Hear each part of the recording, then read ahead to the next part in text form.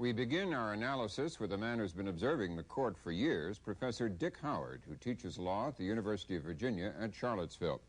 Professor Howard, one of the reporters in that bit we just saw was clearly astounded that a Chief Justice of the United States, in apparently good health, would step down for a relatively minor job like celebrating the anniversary of the Constitution.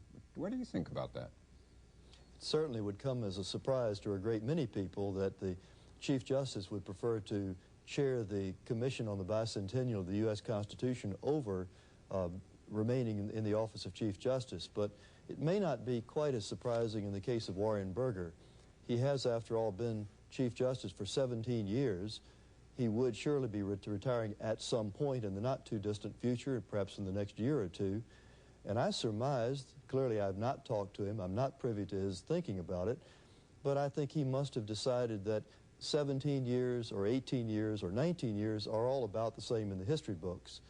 He has at the same time a intense devotion to the bicentennial. He sees the bicentennial as an occasion for civic education, for reaching the mass of ordinary people on the history and meaning of the Constitution.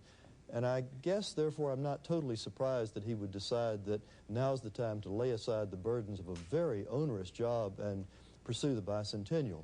You say is an intense devotion to the bicentennial. Has he a less intense devotion to being Chief Justice than some others, Earl Warren, for example, have had before him? Is he less in love with that job? Well, I think in many ways he's had a more intense devotion to the full range of the duties of that office.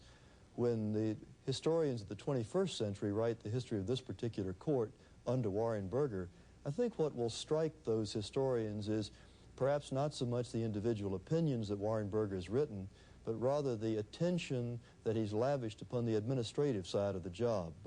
Perhaps only Chief Justice Taft in the earlier part of this century has spent so much time and energy concerned with court reform, with the workload of the Supreme Court, with a concern for the welfare of lower federal judges. Warren Burger once estimated that he spent 30% of his time on administrative matters quite apart from his writing of opinions. And I think if you consider his job as chief administrator, his share of the workload of the court, and his chairing of the Bicentennial Commission, in a sense, this man who is approaching 80 years of age was carrying 3 full-time jobs. I suppose he had to make some choice, and he thought the time was now. Mm-hmm. When you first heard that Rehnquist had been nominated to succeed him as Chief Justice, what went through your mind about qualifications, likely changes, ideology, so on? Sample complete. Ready to continue?